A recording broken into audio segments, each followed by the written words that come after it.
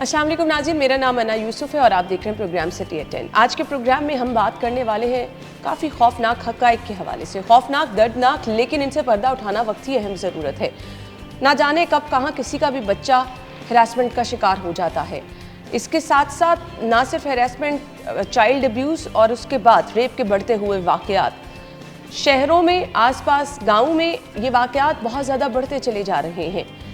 अब एक बच्चा जिसके साथ बचपन में ही इतना बड़ा वाक़या हो जाता है, बच्ची या फिर बच्चा, अब उसकी ज़हनी हालत और उसने अपनी पूरी ज़िंदगी गुजारनी है। आपकी सोसाइटी का उसके साथ रवैया क्या होगा वो तो बात की बात है, हालांकि वो एक बहुत बड़ा और दर्दनाक पहलू है जिसको नज़रअंदाज नहीं किया जा सकता। लेकिन जिस दर्द, जिस सिचुएशन से उस बच्चे ने गुजरना है, जो उसकी तशद्दुद के बाद जिस्मानी हालत होगी, ज़हनी हालत होगी, फिर उसका जो ट्रीटमेंट प्लान होगा। शहर का बड़ा हॉस्पिटल, चिल्ड्रन अस्पताल, जहाँ पर खुसूसी तौर पर एक डिपार्टमेंट कायम किया गया है, यूनिट कायम किया गया है, जहाँ पर इन बच्चों को लेकर आया जाता है, इनका इलाज किया जाता है। वहाँ से हमारे साथ आज की मेहमान मौजूद है। मैं तारुफ कराती चलूँगी, चाइल्ड स्पेशलिस्ट भी हैं और ख़ास तौर पर इससे रिलेटेड खासा काम भी कर रही हैं और इस यूनिट में हेड भी हैं जी। डॉक्टर नबीला तलत साहिबा ने हमें ज्वाइन किया। अस्सलाम वालेकुम डॉक्टर साहिबा। वालेकुम अस्सलाम। कैसी हैं आप? अल्लाह का शुक्र। थैंक यू सो मच, आपके टाइम का बहुत बहुत शुक्रिया। बहुत खौफ आता है, डर लगता है इस तरह की गुफ्तगू करते हुए भी, लेकिन वक्त की अहम ज़रूरत है। हमने लोगों को एजुकेट भी करना है, क्योंकि बहुत सारे दूर दराज गाँव इलाकों में ऐसे वाक़यात हो जाएं तो इवन लोग अस्पताल भी बच्चियों को नहीं लेकर जाते हैं। क्या रेशो है इस तरह के केसेस की? सबसे पहले तो मैं आपका और सिटी 42 का शुक्रिया अदा करना चाहूँगी कि ये वाक़या ही में इस वक्त की बहुत अहम और शदीद ज़रूरत है।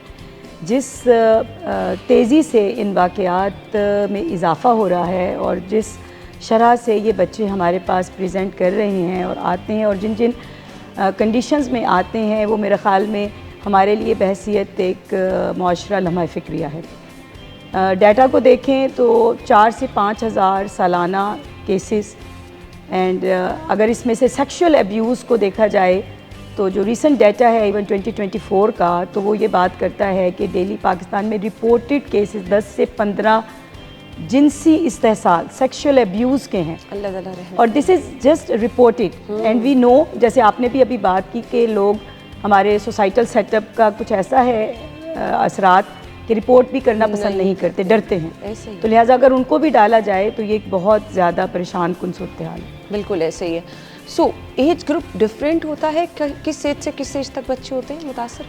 अच्छा, ये एक और बदकिस्मत पहलू है। Unfortunately no age is spared. If I shared about my own experience, और बल्कि शायद क्योंकि आप लोग मीडिया से हैं, आपको याद होगा कुछ साल पहले की बात है कि गुजरांवाला से एक 6 माह की बच्ची हमारे पास, नियर बाय नेबर्स में एक लड़का था 14 साल का कि जिसने रेप किया। And I still remember how difficult it was to reconstruct that. बिल्कुल टीयर्ड अपार्ट, मतलब 6 माह की बच्ची, आप समझ सकते हैं कि उसका क्या हाल होगा। So no age is spared, but definitely जो थोड़ी सी बड़ी एज ग्रुप है 8 to 12, 13 ईयर वाली, कि जिसमें बच्चियाँ चलती फिरती इधर उधर घूमती नज़र आ जाती हैं, वो ज़्यादा वल्नरेबल है। सो डॉक्टर साहब, मुझे बताइएगा, जब कोई मुतासरा बच्चा चिल्ड्रन हॉस्पिटल में लेकर आते हैं तो किस तरह से फिर सबसे पहला स्टेप क्या होता है उसके इलाज मालिक? शुक्रिया। दोबारा मैं कहूँगी कि बहुत अहम सवाल है ताकि लोगों को गाइडलाइन भी मिल जाए। इसमें हम खुशकिस्मती कहना चाहिए है या एक अच्छी बात कह लें कि हम पंजाब का पहला चाइल्ड प्रोटेक्शन यूनिट है। It's more than 2 decades old, और इसमें जो हमने SOPs डेवलप कर लिए हैं या जो कह लें कि पाथवे ऑफ वर्किंग है वो क्लियर है। हमारे पूरे हॉस्पिटल से as chair child protection unit हमने मास्टर ट्रेनिंग प्रोग्राम शुरू किया हुआ है, जो कि साल में हम 2 से 3 दफ़ा करवाते हैं। सो तमाम शोबाजात से डॉक्टर्स, नर्सिस और पैरामेडिक भी जो रेड फ्लैग साइंस हैं, यानी कि जो early warning science, not only के जो बच्चे चाइल्ड अब्यूज़ से रिपोर्ट हों, बल्कि इवन जो रूटीन में भी ट्रीटमेंट के लिए आते हैं। समटाइम्स होता है कि पेरेंट्स या केयर गिवर बताना नहीं चाह रहे होते, लेकिन उन रेड फ्लैग साइन की वजह से हम पिक कर लेते हैं। तो फिर जो फोकल पर्सन है उस डिपार्टमेंट का, वो उसको सस्पेक्ट जब करता है तो वो रिपोर्ट करता है चाइल्ड प्रोटेक्शन यूनिट को। Administration, we are thankful to administration of the children hospital Lahore के 24/7 एक एडमिनिस्ट्रेशन का पर्सन, DMS जो है ड्यूटी पे, वो focal person from admin consider होता है। उसका टेलीफोन नंबर लिखा हुआ है लिहाजा टीम उसको कांटेक्ट करती है, जो लीगैलिटीज़ हैं उनको जो है ना कंप्लीट किया जाता है, और साथ साथ इसमें जो क्लिनिकल केयर है, ट्रीटमेंट यानी कि वो भी इमीडिएटली स्टार्ट कर दी जाती है। ये नहीं कि लीगल फॉर्मेलिटीज़ की वजह से ट्रीटमेंट को डिले किया जाए। फिर उसके बाद जो सिस्टम है कि हमने मेक श्योर किया हुआ है कि जो फैमिली है उसको उस एरिया में यानी कि एट होम विज़िट को भी इंश्योर हम करते हैं, और जो सोशल वेलफेयर वर्कर है हमारा वो फिर मोहल्ले में से भी, नियर बाय से भी इंफॉर्मेशन लेता है, और इसको फिर अल्टीमेटली इंश्योर किया जाता है कि बच्चे को सेफ़ एनवायरनमेंट में दोबारा भेजा जाए। नहीं तो हमारा MOU है child protection and welfare bureau Punjab government के साथ, और चेयरपर्सन उनकी जो मिस सारा हैं, शी वाज़ वेरी सपोर्टेड, और हमने MOU करके तो अल्टीमेटली अगर हमें लगता है कि बच्चा वापस कम्युनिटी में सेफ़ नहीं होगा तो फिर हम उनको इन्वॉल्व करके तो बच्चा उनको हैंड ओवर करते हैं। ट्रीटमेंट प्लान क्या होता है? क्या सबसे पहले बच्चे की ज़हनी हालत को बेहतर किया जाता है? क्योंकि इस एज में इतना बड़ा वाक़या हो जाना वो तो पूरी ज़िंदगी के लिए बच्चे की मुतासिर हो जाती ना, और वो ऐसा ट्रॉमा होता है कि बच्चे के लिए उससे निकलना, अपनी स्कूलिंग स्टार्ट करना सोसाइटी में दोबारा, तो हॉस्पिटल से घर तक उसको नॉर्मल हालत में लेके आना भी बहुत बड़ा चैलेंज होता है। बिल्कुल सही कहा है ना आपने, और ये एक कह लें कि लंबा सफ़र है, और इसमें बहुत सारे लोग जब तक हाथ पकड़ के एक दूसरे को सपोर्ट करते हुए नहीं चलते तो ये अचीव करना टारगेट इज़ वेरी डिफ़िकल्ट। इसमें यही है कि जैसे मैंने पहले अभी शेयर किया कि क्लिनिकल ट्रीटमेंट जो फ़िज़िकल उसकी कंडीशन है, जैसे कई दफ़ा होता है कि ट्रॉमा इतना ज़्यादा है फ़िज़िकल कि बच्चा शॉक में है, या बच्चा या बच्ची ब्लीड इतना किया हुआ है, या फ्रैक्चर्स हैं, मल्टीपल वूंड्स हैं कि जिनकी स्टिचिंग होनी है, या कई दफ़ा इतना ज़्यादा टॉर्चर किया गया हुआ है कि हेड इंजरी का एलिमेंट है। सो जितनी रेलेवेंट स्पेशलिटीज़ हैं, चाहे वो सर्जरी है, मेडिसिन है, न्यूरो सर्जरी है, न्यूरोलॉजिस्ट है, डेवलपमेंटल बिहेवियरल पीडियाट्रिक्स वाले हैं, उन सबको कॉल किया जाता है, उनको बुलवाया जाता है। और हमारे चिल्ड्रन हॉस्पिटल में पीडियाट्रिक साइकेट्री डिपार्टमेंट एग्जिस्ट करता है, उसमें क्लिनिकल साइकोलॉजिस्ट और साइकेट्रिस्ट पाए जाते हैं, और जिनका स्पेशल इसके लिए ट्रेनिंग भी जो है ना वो है। तो लिहाजा उनकी इंटरेक्शन भी, जैसे ही बच्चा इस काबिल होता है कि वो अपने हवासों में हो, थोड़ा बात समझना शुरू कर सके, शौक़ से बाहर आ जाए, तो हम उनको भी इन्वॉल्व करते हैं। फिर उनके साथ इंटरेक्शंस, काउंसलिंग सेशंस, और रूट कॉज को आइडेंटिफाई करके उस ट्रॉमा को डील करने के लिए प्लान जो फिर साइकोलॉजिस्ट का है वो फिर उस तरह से चलता है। ये एक मुश्किल काम होता है, कई दफ़ा बच्चे बहुत ज़्यादा डरे हुए होते हैं, बहुत जल्दी ओपन अप नहीं होते। इसी वजह से हम बहुत दफ़ा कोशिश करते हैं कि बच्चे अगर माँ बाप के या कोई गार्डियन या कोई ओनर जिसके यहाँ जैसे डोमेस्टिक लेबर वाले हैं तो वो पास ना हों, जैसे उनकी आइसोलेशन में भी सिटिंग जो है वो साइकोलॉजिस्ट से और ट्रीटिंग फिजिशियन से करवाई जाए, ताकि वो खुल के बात कर सकें और अपने खौफ और डर को शेयर क्या कर बच्चों सकें। से बार बार उस वाक़े के बारे में पूछा जाता है, डिटेल्स ली जाती हैं, उसकी ज़हनी हालत को इस तरह से बेहतर किया जाता है? एग्जैक्टली देखिए, जो साइकोलॉजिस्ट का डोमेन है वो मैं शायद बहुत obviously कमेंट नहीं कर सकूँगी, लेकिन जब तक एक चीज़ को पूरा वाजिया ना कर दिया जाए, या जिसको हम कहते हैं वेंट आउट करना, यस, अगर बच्चा वो पूरे वाक़े को, उसकी पूरी डिटेल्स को, सिर्फ ये नहीं कि हर कोई आ रहा है और पूछ रहा है, वो आई थिंक ट्रॉमेटिक होता है इमोशनली और साइकोलॉजिकली, बट जो रेलेवेंट पर्सन अगर वो उसको एक दफ़ा पूछ लेते हैं और बच्चा हल्का महसूस करता है कि मैंने हाँ एक रिस्पॉन्सिबल पर्सन को सारी प्रॉब्लम बता दी है, अपनी सफरिंग, अपनी फीलिंग बता दी है, और अपने जो फ्यूचर कंसर्न्स या फियर्स हैं वो भी शेयर कर दिए हैं, तो मे बी के आई विल बी सेफ, तो वो उस चीज़ को शायद मेरा ख्याल है कि बेहतरी की तरफ ही हेल्प करती है वो चीज़। साहिबा, इलाज के दौरान इस चीज़ को मलहूज़ खातिर रखा जाता है कि बच्ची की आने वाली ज़िंदगी, उसने माँ बनना है, आगे चल के एक नस्ल को चलाना है, कहीं वो मुतासिर ना हो जाए। ये भी बहुत मुनासिब क्वेश्चन है। जिस मेल डोमिनेटेड पेट्रियार्कल किस्म की सोसाइटी में हम रहते हैं, तो उसमें शायद खातून को बहुत सारी चीज़ों को पीछे करके एक इस कॉन्टेक्स्ट में ज़रूर देखा जाता है कि इसने आगे सेक्सुअली कितना फंक्शनल होना है, या रिप्रोडक्टिव लिहाज से इसका क्या है। तो एज अ सर्जन, इसमें जैसे मैं खुद सर्जन हूँ और कॉम्प्लेक्स केसेस डील करती हूँ, और शायद मेरी एक तरह से इंटरेस्ट भी इसी तरह डेवलप हुआ कि in the early years of career while I was at Mayo hospital, तो मैं फ़ीमेल सर्जन ओनली उस वक्त होती थी, तो लिहाजा अगर इस तरह के केसेस आते थे तो मुझे ढूंढ के कहा जाता था कि अच्छा मैं डील करूं, क्योंकि female will be more comfortable with the female surgeon. तो इस तरह से आहिस्ता आहिस्ता बहुत ज़्यादा इसकी जो है ना बॉन्डिंग हुई और this topic becomes close to heart. तो इस चीज़ को हम इंश्योर करते हैं कि इफ़ नॉट नॉर्मल तो नियर नॉर्मल उनकी रिकन्स्ट्रक्शन की जाए और उनकी जो फंक्शनैलिटी है वो रेस्टोर की जाए फॉर द फ्यूचर पर्पसेस।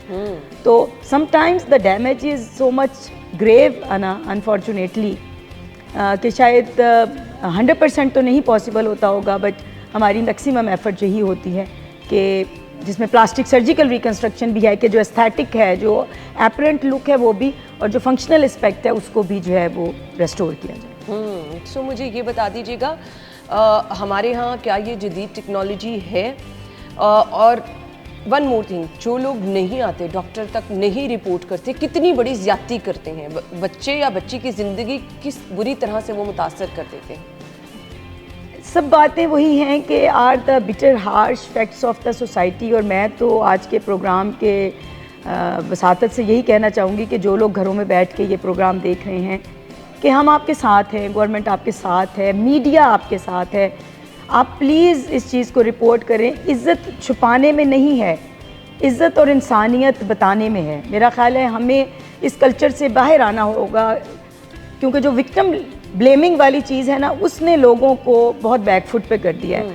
और हम कई दफ़ा जो परपेट्रेटर है यानी कि जो मुजरिम है उसको भी बहुत ग्लैमराइज करके पेश कर देते हैं, और जो बेचारा सफ़रर है, विक्टिम है, उसको बहुत पीछे कर देते हैं और उसकी सफरिंग पीछे रह जाती है, या जस्टिस इतना डिले हो जाता है कि वो समटाइम्स पैचअप पे राज़ी हो जाते हैं। मैं फिर एक्सपीरियंस अपना शेयर करना चाहूँगी of the last 25+ years in this field, कि अगर आज माँ ने मेरे सामने एडमिट कर भी लिया है और वो एग्री भी है कि वो केस करना चाहती है या वो इसके ऊपर एक्शन चाहती है, तो थोड़े दिन गुजरेंगे कि हमें पता लगता है कि वो माँ बाप आके हमारे साथ बहुत हम्बली कहते हैं कि मैडम हम इसको परसू नहीं करना चाहते, और हम उनको फिर कौंसल कर रहे होते हैं कि नहीं, आप अपनी बच्ची के लिए जस्टिस लें, आप बच्ची को राइट दिलवाएं और इसकी सेफ्टी फ्यूचर के लिए। तो मैं तो यही कहूँगी माशरे को कि इसमें कोई कमाल नहीं है छुपाने में, और इज़्ज़त इसमें नहीं है कि हम मुजरिम को सपोर्ट करें। इखलाकियात और इज़्ज़त और मज़हब के लिहाज से भी देखें तो असल इसमें है कि आप विक्टिम को सपोर्ट नो डाउट। आप ये समझें कि आज अगर आपकी बच्ची के साथ खुदा न खास्ता वाक़या, कल कोई और भी मुतासर हो सकता है, इसलिए इन चीज़ों से पर्दा उठाना ज़रूरी है। जी, हम ब्रेक की तरफ जा रहे हैं, ब्रेक के बाद आपको ज्वाइन करेंगे, स्टे विद अस।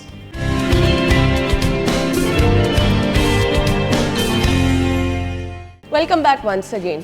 अनफॉर्चुनेटली हमारे यहाँ कुछ पैमाने बना दिए गए हैं, शादी हुई है तो ये चीज़ होना लाजमी है, ये चीज़ होना लाजमी है, अदरवाइज़ तो बच्ची ठीक नहीं है। अब जिस बच्ची के साथ कोई रेप का ऐसा वाक़या हो गया, वो अपनी वर्जिनिटी लूज़ कर चुकी है, उसके लिए अब आने वाली ज़िंदगी क्या हमेशा चैलेंज और क्वेश्चन मार्क रहेगी, या उसको सारी ज़िंदगी इसी ताने के साथ गुजारनी पड़ेगी? बिल्कुल नहीं, बिल्कुल नहीं। अब बहुत ज़्यादा पर्टिनेंट क्वेश्चन कर रही हूँ, आई अप्रिशिएट दिस, कि इसका फ़ायदा अगर आम आवाम को, वर्जिनिटी या बाकरापन जिसको उर्दू में कहा जाता है, एक रिलेटिव टर्म है।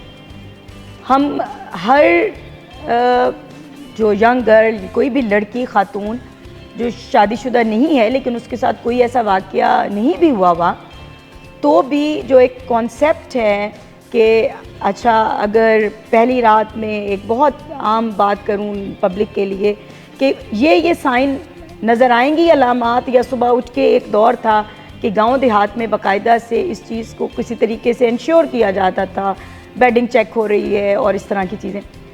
तो ज़रूरी नहीं है वो बच्चियाँ कि जो लाइफ में बहुत एक्टिव हैं, जैसे कि हमारी एथलीट्स हैं, तो उनमें ये जो जिसको हाइमेन कहे जाते हैं या पर्दाए बकारत कहा जाता है, तो हाइमेन मेम्ब्रेन, तो वो उनमें during these all athletics and active life cycle, कोई राइडिंग कर रही है बच्ची, कोई स्विमिंग कर रही है बहुत फास्ट, कोई एथलीट, तो उनका भी ये ख़त्म हो जाता है। तो लिहाजा इसका इससे कतन कोई ताल्लुक़ नहीं है।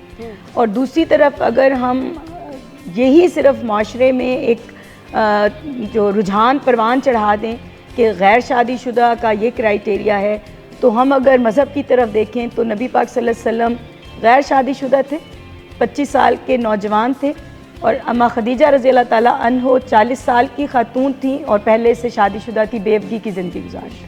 तो लिहाजा हमें, मेरा ख्याल है, माशरे का जो ये एक माइंडसेट है, इसको चेंज करने की ज़रूरत है। डॉक्टर साहिबा, मैं इंतहाई अफसोस के साथ कहूँगी बहुत पढ़े लिखे लोग भी अभी तक इस सोच में कर रही हूँ आपसे, बिल्कुल इस सोच में हैं, तो हम इसको, मेरे ख्याल से इसको ब्रेक करना भी एक बहुत बड़ा चैलेंज है। बिल्कुल, इसके लिए again I will request you from media side कि मीडिया को इसके ऊपर अवेयरनेस कैंपेन्स करनी चाहिए।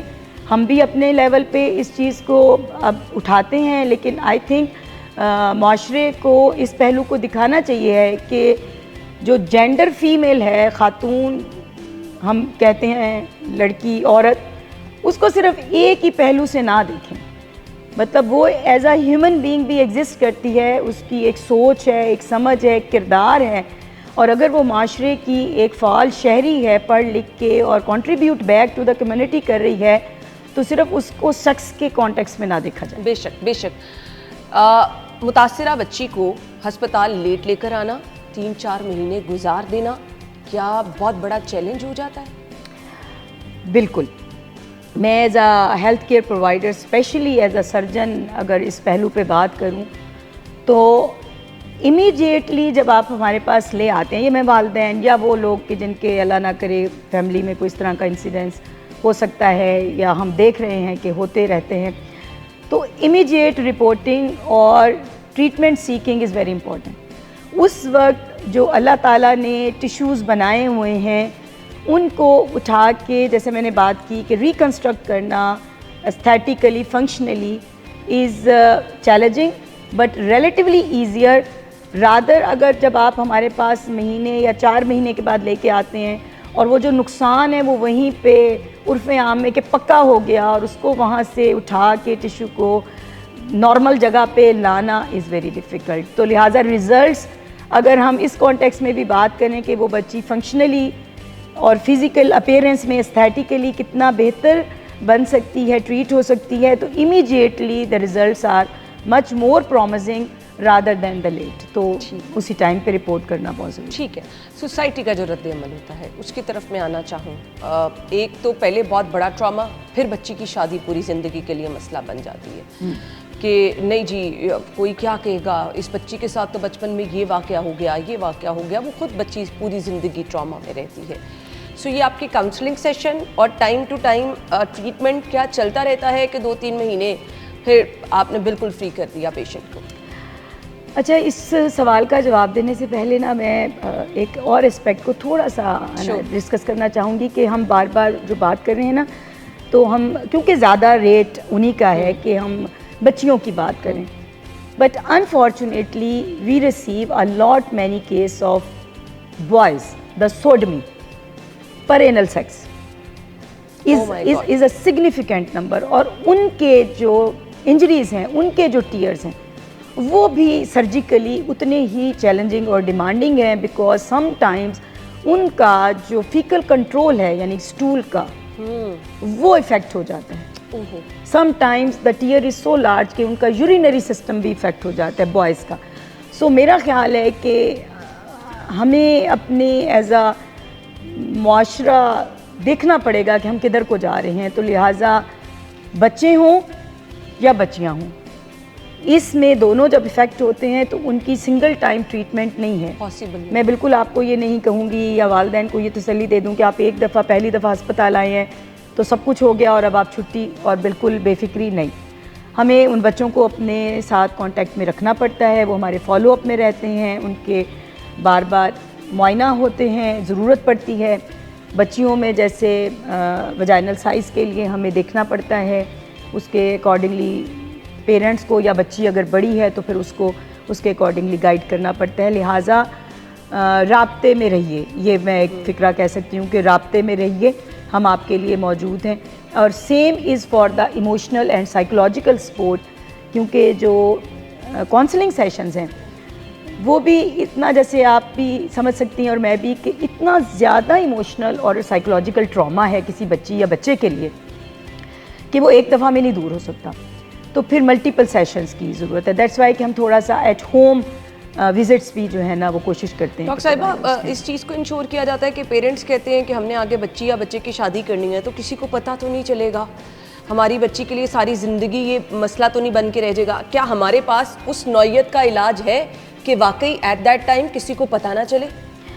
Again, because the spectrum of injuries is very broad, from the very minor to huge grade 4-5 perennial injuries, जो कि हमारी क्लासिफिकेशन है। इवन वो भी हैं कि जिसमें नीचे से पेनिट्रेशन पे एब्डोमेन तक ओपन हमने रिसीव किए हुए हैं, बिल्कुल टीयर्ड अपार्ट। तो फिर उसमें रिकंस्ट्रक्शन उसी लिहाज से है, जैसे मैंने पहले भी शेयर किया कि कोशिश हर मुमकिन यही होती है कि नियर नॉर्मल बनाया जाए। और जो अर्ली ईयर्स की इंजरी है, जो अल्लाह ताला का एक समझ लें कि ये भी ब्लेसिंग इन डिस्गाइज है कि हीलिंग का जो प्रोसेस है, तो बहुत अर्ली एज की injuries many a times puberty और यंग ग्रोन अप एज तक काफ़ी कवर हो जाती है। ओके जी, डॉक्टर साहब हमारे साथ मौजूद हैं, हम गुफ्तगू का सिलसिला आगे बढ़ाएंगे, आप हमारे साथ रहिए।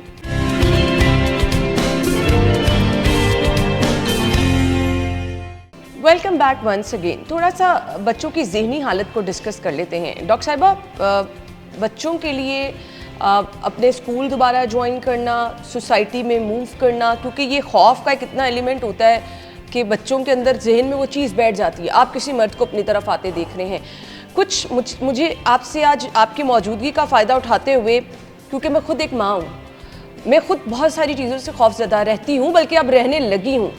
ये सोशल मीडिया देखकर, मीडिया पे ये सब चीज़ें देखकर, हमने अपने बच्चों को कुछ चीज़ें सिखानी है, बतानी है, एक स्पेसिफिक एज तक उनको गाइड करना है about good touch, bad touch, चीज़ों के बारे में। कितना ज़रूरी है कि आपकी ये ट्रेनिंग बच्चों की होनी चाहिए? बहुत ज़्यादा ज़रूरी है, सिंपल आंसर ये है। बट लेकिन जैसे आपने अभी एक लफ्ज़ बोला कि गुड टच बैड टच का, तो मेरा ख़्याल है कि सबसे पहला जो सेंटर है वो घर है, और इसमें अनफॉर्चुनेट एस्पेक्ट है बट डॉक्यूमेंटेड है डाटा के अकॉर्डिंगली। मैं फिर बात करूँगी रेफरेंस से कि जो मोस्ट ऑफ द टाइम है वो जो परपरेटर है या मुजरिम कहा जाए, अब्यूज़र जिसको कहा जाए, तो वो बच्चे की एक्वेंटेंसेस में से है। Don't tell. यस, क्योंकि हम उनको डाउट नहीं करते, वो हमारे शक के दायरे में नहीं आते। हमने is very sad to narrate, but I am पूरी ज़िम्मेदारी से ये मैं बात कर रही हूँ, डाटा से भी, हमने बाप से लेके, भाई से लेके, चचा, ताया, मामू, कज़न, इन सब के सेक्सुअल अब्यूज़ के केसेस रिसीव किए हुए। ये हुर्मत वाले कुछ तो रिश्ते हैं कि जिनमें बाप और भाई हैं, कुछ वो हैं कि जिनके लिए दीन ने पहले भी एट गार्ड किया कि थोड़ा सा डिस्टेंस रखें।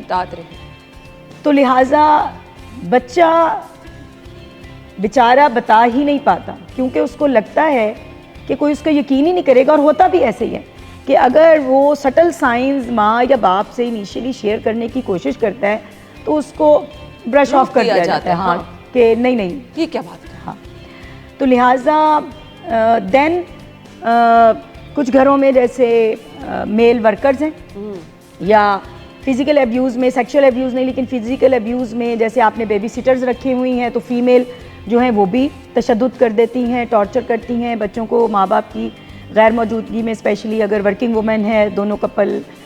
तो इस चीज़ को भी हमें देखना पड़ेगा कि परपरेटर कहाँ कहाँ पे मौजूद है। तो लिहाजा घर एक सेंटर है कि जहाँ से अखलाकियात के लिए रोल मॉडलिंग भी होनी चाहिए और टीचिंग भी नहीं होनी चाहिए। No doubt. तो लिहाजा उसको गुड टच बैड टच का, distance even from the close relation का बताना चाहिए। एक टर्मिनोलॉजी आती है कि प्लीज़ पेरेंटिंग आउटसोर्स ना करें। पेरेंटिंग आउटसोर्स का मतलब है कि आपका बच्चा ड्राइवर के रहमो करम पे है, आपका बच्चा मेड के रहमो करम पे है, वो उनके साथ जो भी सलूक कर रहे हैं, या उनकी एपरेंटली वो एक अच्छा बन के नरम मीठे लहजे में ड्राइवर उसके साथ इतना क्लोज हो जाता है कि वो फिर उसको फिज़िकली इवन सेक्सुअली अब्यूज़ कर लेता है। तो लिहाजा इस चीज़ के ऊपर कंट्रोल करें।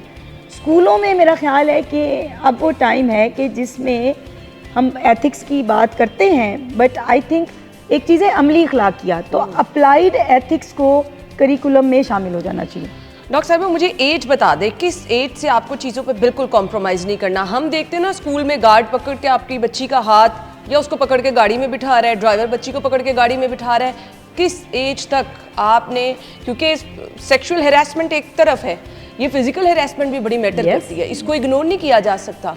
तो कब तक आपने इन चीज़ों को जो है वो बिल्कुल ही आपने नो कॉम्प्रोमाइज? देखिए, जो साइकोलॉजी है ना, वो तो कहती हैं, बाबा साइकोलॉजी फ्राइड हम सबको पता है, तो वो तो कहते हैं कि इवन न्यूनेटल लाइफ में बच्चे को अपनी सेक्सुअल अवेयरनेस होती है कि अगर उसके जेनिटेलिया को टच किया जाए या उसकी बॉडी को टच किया जाए, तो लिहाजा हम ये कह सकते हैं कि हमारे यहाँ जो school admission general age consider की जाती है तो is like 3 year plus 4 year around, that is the appropriate age. उतना बच्चा बिल्कुल समझता है, उस बच्चे के लिए माँ बाप को काउंसलिंग करनी चाहिए, टीचर्स को भी इस चीज़ पे काउंसलिंग करनी चाहिए for good touch and bad touch and a safe distance and the manoeuvres के उसको बाकायदा वर्ड्स में जो भी उसकी लैंग्वेज है, नेटिव उर्दू, इंग्लिश, पंजाबी, सराइकी, हमें इसमें बग़ैर किसी झिझक के उसको अल्फाज वो बताने चाहिए कि अगर ये कुछ तुम्हारे साथ होने लगे तो कॉल फॉर हेल्प, तुमने शाउट करना है, तुमने शोर मचाना है, तुमने बुलाना है। जो भी कोई भरोसे के अफराद हैं वो उनको बताए जाएं, 1-2 कॉन्टैक्ट नंबर ज़रूर उसको रटवाए जाएं ताकि उसको याद हों कि वो अपनी टीचर को या स्कूल एडमिन को वो बता सके।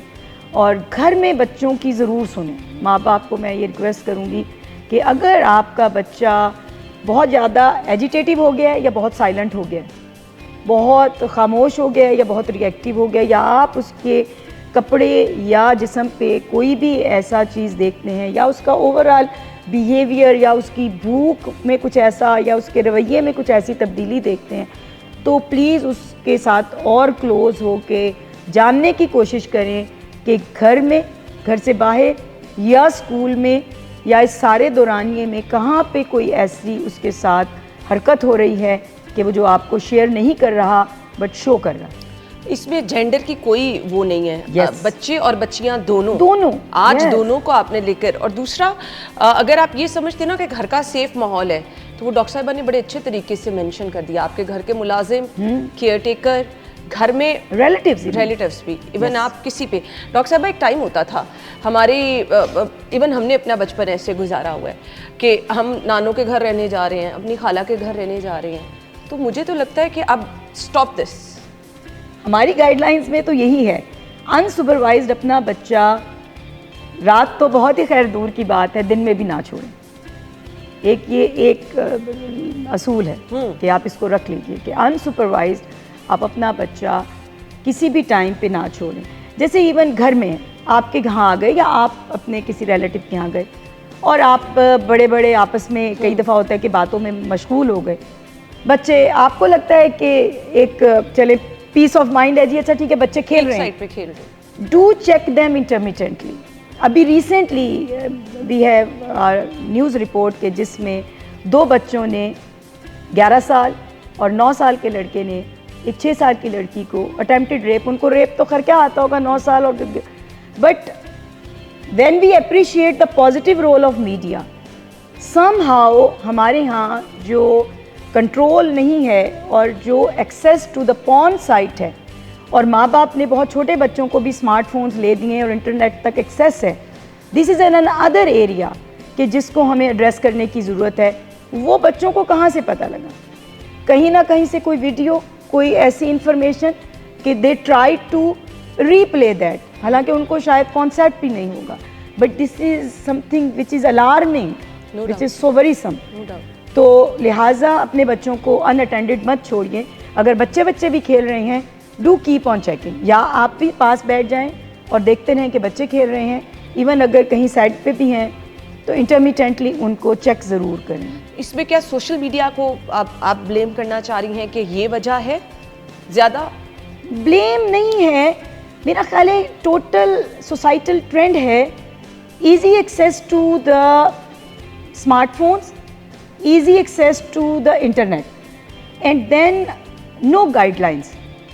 मेरा ख्याल है कि मैं हमेशा बात करती हूँ कि रूल्स, लॉज आई थिंक सब मौजूद हैं। इवन अगर हम रिसेंटली दोबारा जो एक डोमेस्टिक वर्कर का unfortunate, very unfortunate and pinching के जो डेथ हो गई उस बच्ची की, जो कि सेक्सुअली अब्यूज़ हुई and then got pregnant and वो अटेम्प्टेड मिसकैरेज और सब कुछ।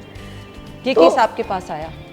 नहीं, ये हमारे पास नहीं आया था, ये आई थिंक LGH में। Okay. लेकिन वैसे मैं एक बात कर रही हूँ कि जो रिपोर्ट्स हम continuously one after the other देखते चले जाते हैं, उस कॉन्टेक्स्ट में बात कर रही हूँ। डॉक्टर साहिबा माजरत, अगर इसको थोड़ा सा डिटेल में बताएंगी कि ये वाकया क्या था, ताकि हमारे देखने वालों को पता चल जाए। मैं क्योंकि फर्स्ट हैंड इंफॉर्मेशन उस तरह से नहीं है, मेरे पास भी जितनी है वो आप लोगों की वसातत से, यानी मीडिया और न्यूज़पेपर की वसातत से है।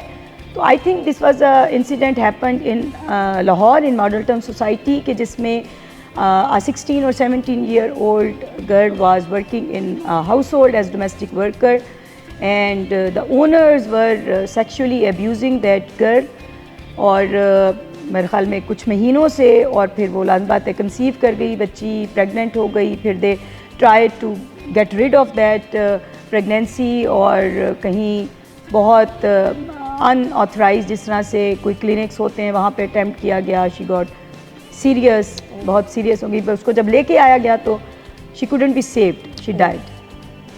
तो वो लाज़मी बात है, जो लेजिस्लेशन है, लेजिस्लेटिव लीगल प्रोसेस है, वो चल रहा होगा, बट हम देखते हैं कि जस्टिस जर्नली डिलेड, तो justice delayed is justice denied. तो फिर इस चीज़ को हमें देखना पड़ेगा कि मीडिया को, जैसे आपने कहा कि मैं ब्लेम नहीं कर रही, बट हमें मीडिया का इस तरफ के लिए टारगेटेड फोकस्ड रोल पॉजिटिव लेके आना पड़ेगा फॉर पब्लिक अवेयरनेस। रेडी वाला है तो वो भी कोई वीडियो देख रहा है, पढ़ा लिखा है तो वो भी कोई और जब हम डाटा देखते हैं ग्लोबली, तो Pakistan top 10 porn viewing sites में आता है। तो वो कौन है जो देख रहे हैं? वो हम ही आप में से कोई ना कोई। बेशक बेशक ऐसे ही। तो हमें पता है मेडिकली कि जब ये चीज़ देखी जाएगी तो फिर आपके हार्मोनल सर्जेस भी आएंगे, तो फिर वो कहीं ना कहीं तो निकलेंगे। मैंने आपसे गुफ्तगू करनी, मुझे ब्रेक का कहा जा रहा है। ब्रेक ले लीजिए, ब्रेक के बाद हम आते हैं। स्टे विद अस।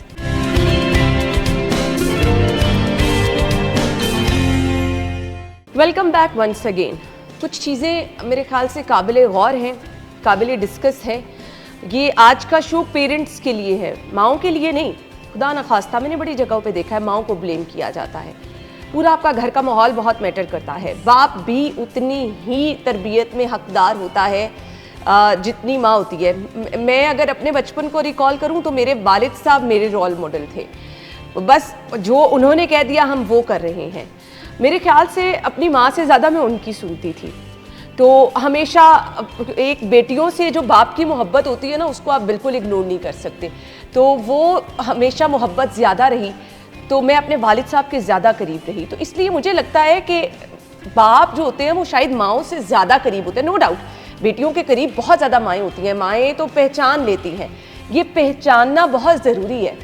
जो बच्चा या बच्ची चीज़ आपसे डिस्कस नहीं करी ना, अल्लाह ताला ने माँ बाप को वो सलाहियत दी है, वो आँख दी है कि माँ बाप पहचान लेते हैं, जान लेते हैं कुछ चीज़ें। अब दौरे हाजिर की अगर हम रिलेट करें, डॉक्टर साहिबा हम देख रहे हैं बच्चियाँ ख़ास तौर पर ये हार्मोनल चेंज की जो हम बात कर रहे हैं। आज एक गायनाकोलॉजिस्ट का अगर मैं इंटरव्यू करूं तो मुझे बहुत सारे मसाइल बच्चियों के वो पता चले जो कभी हमने सुने ही नहीं थे। आज वो मसाइल हैं। आज बच्चियां बहुत जल्दी जवान होने लगी हैं, बहुत यंग एज में पीरियड्स होना शुरू हो गए। उसकी रीज़न फिर हमारे इन्वायरमेंटल फैक्टर बड़े मैटर करने लगे हैं। तो ये क्या नॉर्मल है ये तब्दीली आना? देखिए, हम खुद कह रहे हैं कि एनवायरमेंटल फैक्टर्स, तो अगर हम 10-20 साल फिर 50 साल पहले को जाएं तो लाइफस्टाइल डिफरेंट था। ये जो सारे गैजेट्स और ये जो आपकी वेव्स, स्क्रीन का यूजेज, ये बिल्कुल इस तरह से नहीं था। अगर एग्री साइड पे हम बात करें, एग्रीकल्चर की साइड पे, तो हम देखते हैं बाकायदा से पब्लिश्ड रिसर्चेस हैं कि जिसमें जो फर्टिलाइज़र्स और जो पेस्टिसाइड्स यूज़ होती हैं वो जाके बॉडी में, जो बॉडी के ग्लैंड्स हैं हार्मोन्स प्रोड्यूस करने वाले, उनको भी इफ़ेक्ट करती हैं। लिहाजा जो आपकी ये बात है, मैं इससे कुछ हद तक एग्री कर रही हूँ स्टैटिस्टिकली भी कि यस, मिनार्की यानी कि बच्चियों में पीरियड्स के स्टार्ट होने की एज पीछे आ गई है, अर्ली लाइक मेंस्ट्रुएशन स्टार्ट हो रही है।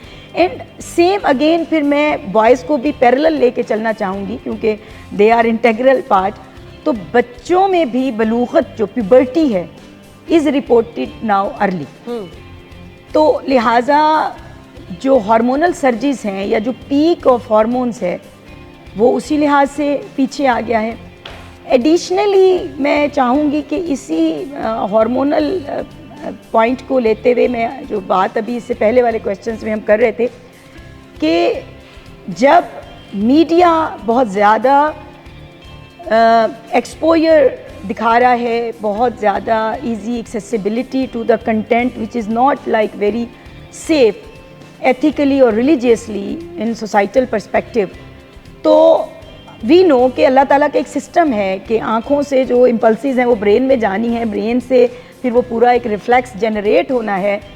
तो फिर जब बार बार वो जो पीक्स आती हैं तो फिर वो कहीं ना कहीं निकलती हैं। जब वो निकलती हैं तो वो तमीज़ भुला देती हैं इखलाकियात को। उस टाइम पे वो शख्स शायद पसे पुश्त डाल देता है और वो कोई भी जो असॉल्ट हमें रिपोर्ट होते हैं शायद उनमें इसका कुछ हद तक डेफिनेट रोल है। तो हमें इस एस्पेक्ट के ऊपर काम करना है कि जो रूल्स रेगुलेशन जैसे पैमरा के हैं या साइबर क्राइम के हैं उनकी ट्रू इम्प्लीमेंटेशन, कि आप कंटेंट आपका फ़िल्टर होके आए। और ये एग्जांपल्स डिफरेंट कंट्रीज़ में मौजूद हैं। अपने हमसाए में जैसे चाइना हमारा बहुत अच्छा फ्रेंड भी है और हम बहुत सारी चीज़ों में देखते हैं उसको, तो there is no provision such in China. तो आपका कंटेंट फ़िल्टर होके आना चाहिए, एजुकेशनल कंटेंट जो कि बेनिफिशियल हो फॉर द सोसाइटी, तो वही आए और इस तरह का जो कंटेंट है वो ना आए। बिल्कुल ठीक कहा आपने। कुछ चीज़ें मैं आपसे ये जानना चाहूँगी कि कितनी ज़रूरी हैं जिनको इग्नोर नहीं करना। हम कहते हैं कि दौरे हाजिर की ज़रूरत है, आपका बच्चा अच्छे स्कूल में जाए और अच्छे स्कूल में फिर आप अच्छी जब तालीम की बात करते हैं फिर को एजुकेशन में भी आप, तो ये भी क्या रीज़न होती हैं? और हाँ, अगर आपका बच्चा या बच्ची को एजुकेशन में है, कुछ चीज़ों को तो फिर बहुत आपको फोकस करना है, ज़रूरी है। पेरेंट्स के लिए कोई गाइडलाइन? क्लोज टू हार्ट वाले क्वेश्चंस हैं सारे, और मेरा ख़्याल है कि माशरे के अवेयरनेस या गाइडेंस के लिए भी ये ज़रूरी है। हमें इस चीज़ को भी 360 पे देखना पड़ेगा कि इसमें ज़रूरत क्या है और इसमें हमारा सोसाइटल और कल्चरल सेटअप किस हद तक परमिट करता है और मज़हब इसमें क्या कहता है, और ग्रेजुअली क्या कहीं ऐसा तो नहीं है कि तरक्की के नाम पे जहाँ पे कुछ चीज़ों को अवॉइड भी किया जा सकता है तो हम नॉर्म में लेना शुरू हो गए हैं। तो इसमें जैसे आपने कहा कि अच्छे स्कूल में जाए और को एजुकेशन हो, मुझे पहले ये बताइए कि कहाँ पे अच्छी एजुकेशन को एजुकेशन के साथ सिनोनिम है? दोनों का सिमिलर मतलब तो कहीं नहीं है। बिल्कुल नहीं। हमने क्यों इस चीज़ को सिनोनिमस ले लिया, हम मतलब ले लिया, हम मानी ले लिया कि अच्छी एजुकेशन सिर्फ को एजुकेशन स्कूल या कॉलेज या यूनिवर्सिटी में हो सकती है। आज बच्चों की ग्रूमिंग की बात की जाती है, बच्चों के सेल्फ कॉन्फिडेंस की बात की जाती है, बच्चों को एम्पावर करने की बात की जाती है, तो वो रिलेट किया जाता है ना कि आप एक मुकाबले की फ़िज़ा होगी, बच्चा बच्ची अच्छा पढ़ सकेंगे। अच्छा, हम इसमें देखते हैं even at present there are institutions जो कि प्योर वुमेन बेस्ड मतलब फीमेल इंस्टीट्यूशंस हैं।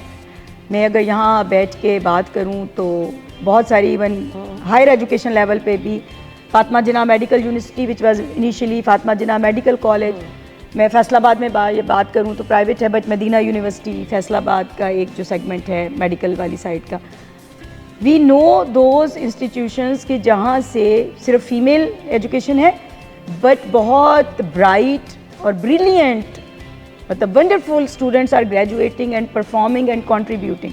Great. They are not lacking in their confidence, they are not lacking in their academic performances. So लिहाजा इसको नहीं करना चाहिए। बट वही बात है कि मैं इसको टोटल ये नहीं कहूँगी कि होनी ही नहीं चाहिए, लेकिन फिर वही बात कि जैसे अगर हम छोटे बच्चों को गुड टच बैड टच बता रहे हैं और हम अप्लाइड एथिक्स के करिकुलम की बात कर रहे हैं, जैसे मैंने पहले भी सुजेस्ट किया, तो आई थिंक हर लेवल पे बच्चे फिर बच्चे ही होते हैं। डॉग के जो बड़े बच्चे हैं वो खुद को कहते हैं कि now we are grown up. आपने देखा होगा कि हमारे बच्चे कहते हैं कि अम्मा या अब्बा हमें मत समझाएं, अब हमें पता बड़े है। हो गए हम। But still I think they need guidance and they need some SOPs। तो उन जगहों पे भी लिमिट्स को डिफाइन होना चाहिए है। Free intermingling without any restriction को थोड़ा सा डिस्करेज करना चाहिए।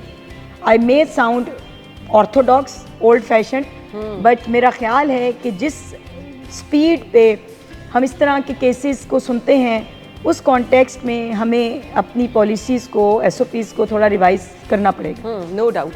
पेरेंट्स के लिए गाइडलाइन, बच्चों के साथ हम समझते हैं अभी तो बच्चा है, अभी ये बात डिस्कस नहीं करनी चाहिए, अभी तो छोटा है, तो पेरेंट्स के लिए क्या गाइडलाइन है? किस एज में आपने अपने बच्चे को वो तमाम अच्छी बुरी चीज़ें, वो तमाम अच्छे बुरे साइंस, सिम्टम्स, किसी का टच करना, डिस्टेंस मेंटेन करना, ये कब आपके बच्चे को तमाम चीज़ें आपको खुल्लम खुला बतानी है, मेक श्योर करना है कि ही और शी नोस कि अब जो टाइम है उसको अपनी हिफाजत खुद करनी है?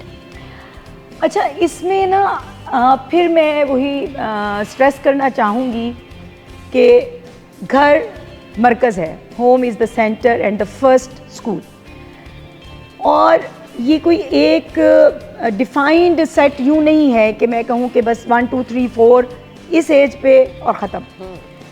बच्चे की एज के लिहाज से आपने रोल मॉडलिंग भी करनी है और आपने उसको बताते भी जाना। जैसे हम जनरली कहते हैं कि आपको लगता है कि 2-3 साल का बच्चा नोटिस नहीं कर रहा, बट हम पेरेंट्स को एनकरेज करते हैं कि वो प्राइवेसी मेंटेन करें, वो बच्चों के सामने ड्रेस चेंज ना करें, शॉवर ना लें, बच्चों को सबके सामने ड्रेस चेंज ना करवाएं, उनको शॉवर ना दें, ताकि उनकी जो एक अपनी बॉडी के लिए रिस्पेक्ट या एक प्राइवेसी की सेंस है वो शुरू से मेंटेन होना शुरू हो जाए। Very much good point. हम बच्चों को घर में सबके सामने कपड़े चेंज कर रहे हैं, छोटे बहन भाई हैं, बच्ची के कपड़े चेंज कर रहे हैं बच्चों, तो ये बड़ा अच्छा पॉइंट आपने बताया कि डे फर्स्ट से आपने अपनी बच्ची को ये बताना है कि जब आप अपना ड्रेस चेंज कर रहे हैं, और ये चीज़ें पेरेंट्स पहले सिखाना शुरू करते हैं कि आपने इन चीज़ों को बिल्कुल साइड पे रखना है। बच्चे या बच्ची को ये बताना है कि जब चेंज करना है तो मेक श्योर कि आपके पास कोई ना हो। बिल्कुल, ठीक है, बिल्कुल। फिर कुछ हद तक हमारी वही बात है कि कुछ हद तक नहीं बल्कि इकॉनमी शायद हर चीज़ में रोल प्ले करती है। हमारी जो थोड़ी सी या काफ़ी कह लें अंडर प्रिविलेज जो क्लास है या जो हमारे पुअर इकोनॉमिक एरियाज़ हैं, उनके यहाँ सिंगल रूम फैमिली का कॉन्सेप्ट है। वहाँ पे पेरेंट्स को लगता है कि बच्चों को नहीं पता लग रहा, बट जो इंटीमेट रिलेशनशिप है सो वो अनप्रोटेक्टेड है, बच्चे उसको नोटिस करते हैं और बच्चे उस प्री मैच्योरिटी का एक टर्मिनोलॉजी है, तो बच्चे वहाँ से भी जो है ना चीज़ें सीखते हैं। हमें इसके लिए भी कुछ ना कुछ सोचना चाहिए है कि किस तरीके से इस चीज़ को कंट्रोल किया जाए और पेरेंट्स को इसके लिए अवेयरनेस दी जाए। फिर जब बच्चे स्कूल जाना शुरू हों तो बच्चों को फिर वो गुड टच बैड टच वाला कॉन्सेप्ट, साइन सिम्टम्स उनको बताए जाए, उनको स्पेशली बताया जाए कि अगर वो वॉशरूम जाते हैं और आया या कोई स्कूल का जो अटेंडेंट है वो कंपनी करता है तो उसने किस हद तक करना है, बाथरूम के डोर के बाहर बाथरूम। बच्चों की टॉयलेट ट्रेनिंग में माएँ जो हैं वो फोकस करें और उनको ये बता दें कि ये किसी और ने जो है वो नहीं करना। आइसोलेटेड एरियाज़ के लिए उनको गाइड करें कि अकेले कहीं पे अगर कोई साइड पे लेके जाने की कोशिश करे तो आपने नहीं जाना, शोर मचा देना, और आपने किसी को अपने प्राइवेट पार्ट्स को तो बहुत दूर की बात है वैसे बॉडी को अनकवर्ड टच नहीं करने दें। बिल्कुल। तो इस तरह की हर age appropriate red flag signs हैं कि जो हमें गाइड करने हैं। ये गाइडलाइंस आपने अपने बच्चों के साथ लाजमी शेयर करनी है, एंड यस अपने बच्चों के साथ बातचीत करें, उनको कंफर्टेबल माहौल दें। माँ का अपने बच्चों के करीब होना, बाप का अपने बच्चों के करीब होना बहुत ज़रूरी है। एंड यस जिन चीज़ों को, जो रेड फ्लैग, जो अलार्मिंग साइन हमने आज के प्रोग्राम में डिस्कस किए हैं, ज़रूर उन पे नज़र रखें, इन चीज़ों को इग्नोर बिल्कुल ना करें। डॉक्टर साहब थैंक यू सो मच, आपके टाइम का बहुत बहुत शुक्रिया, थैंक यू सो मच। हमें इजाज़त दीजिए, अपना ख्याल रखिएगा, अल्लाह हाफ़िज़।